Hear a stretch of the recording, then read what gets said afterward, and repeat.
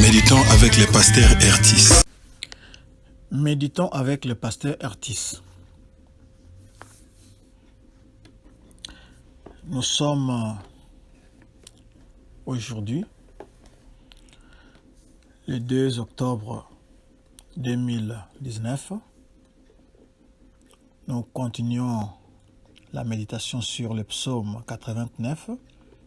Nous commencerons au verset 20 pour chuter au verset 38. Le lecteur de la Bible nous propose 3 questions. Est-ce que ce passage m'apprend quelque chose sur Dieu le Père, Dieu le Fils, Dieu le Saint-Esprit? La seconde, y a-t-il un exemple à suivre ou à ne pas suivre? La troisième, quelle vérité Dieu me révèle-t-il? Et chaque jour, posez-vous la question de savoir quel est le verset qui m'interpelle le plus. Ce verset-là vous permettra d'amorcer le partage de la parole de Dieu avec votre entourage. Le psalmiste présente ici un oracle divin dans lequel Yahweh affirme la promesse qu'il avait faite à David d'établir son royaume pour toujours. Nous allons prier. Seigneur, merci pour ta parole. Merci pour ce moment combien précieux où tu veux nous parler, tu veux nous révéler ta pensée, tu veux nous montrer ta bonté, tu veux étaler ta fidélité, ta force, ta puissance. Nous bénissons ton nom parce que tu es incomparable, tu es merveilleux, tu es très haut, tu es le Dieu fidèle, celui qui dit un mot et la chose arrive. C'est lui qui décide de ce qui doit se faire. Nous bénissons ton nom parce que ta volonté, c'est elle qui est faite sur nos vies. Parle-nous maintenant au nom de Jésus-Christ. Amen. Shalom, shalom bien-aimés. Nous voulons commencer par vous encourager à lire vous-même la parole de Dieu, car cette parole est une mine de richesse. Nous vous donnons les commentaires. Les commentaires est un squelette. Mais si vous vous plongez vous-même dans la parole de Dieu, Dieu ne manquera pas certainement de se révéler à vous et de vous parler personnellement. Et c'est vous qui allez encore gagner plus et vous serez certainement bénis. Écoutez un peu la parole. Je lis une partie de ce psaume. Au verset 21, on dit ceci. « J'ai trouvé David, mon serviteur. Je l'ai oint de mon huile sainte. » 22. « Ma main le soutiendra et mon bras le fortifiera. » 23. « L'ennemi ne le surprendra pas et le méchant ne l'opprimera point. » 24. « J'écraserai devant lui ses adversaires et je frapperai ceux qui le haïssent. » 25. « Ma fidélité et ma bonté seront avec lui et sa force s'élèvera par mon nom. » Alléluia. Très bonne parole que vous n'allez pas découvrir au travers du commentaire, mais quand vous le lisez vous-même, vous serez ébloui, vous serez étonné, vous serez émerveillé. Nous voyons comment Dieu affirme encore sa fidélité envers son serviteur David. Ce psaume confirme et décrit l'alliance divine avec David, mais il est en train de dépasser David et Salomon, parce qu'ils ont eu un commencement, ils ont eu une fin. Seul Emmanuel est le plus élevé des rois de la terre. Et c'est un psaume messianique qui annonce le règne de Jésus-Christ. Au verset 30, le verset 30 nous dit ceci. « Je rendrai sa postérité éternelle et son trône comme les jours des cieux. » C'est-à-dire éternel encore. Ce sont des mots qui font écho à l'alliance entre Dieu et David d'après 2 Samuel 7, 8 à 17. Au verset 35, 34 dans d'autres Bibles, je ne violerai point mon alliance et je ne changerai pas ce qui est sorti de mes lèvres. Donc, quand la parole sort des lèvres de Dieu, cette parole, telle qu'il promet ici, c'est Dieu qui parle, quand sa parole est sortie de ses lèvres, cette parole-là doit produire des effets avant de lui rentrer. Alors, il a promis qu'il ne violerait point son alliance parce qu'il est fidèle et il ne changera pas ce qui est sorti de ses lèvres.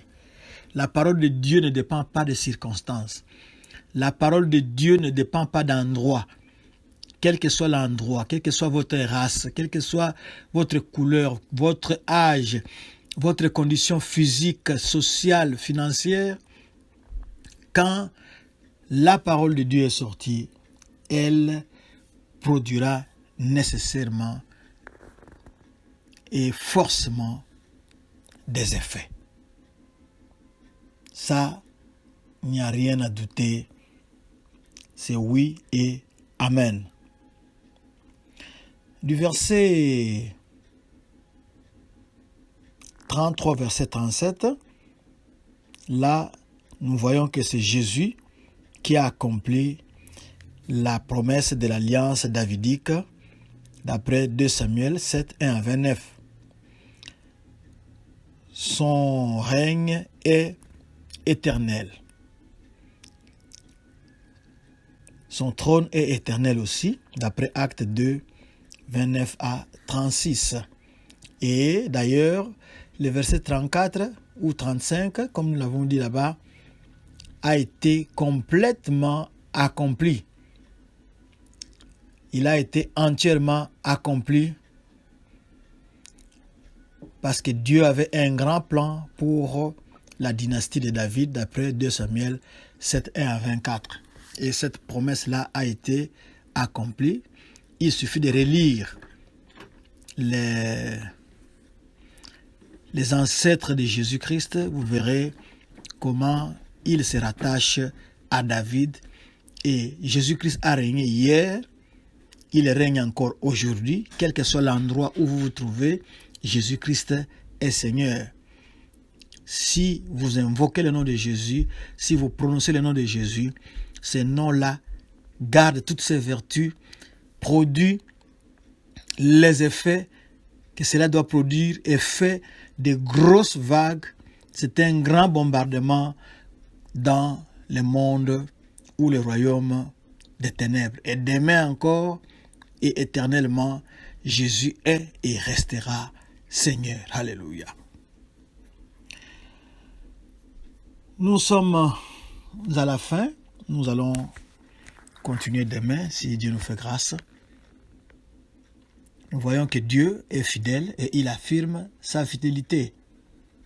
Il faut s'appuyer sur lui, lire sa parole, s'approprier ses promesses et nous le verrons s'accomplir dans votre vie parce que Dieu ne peut pas se renier ce qu'il dit.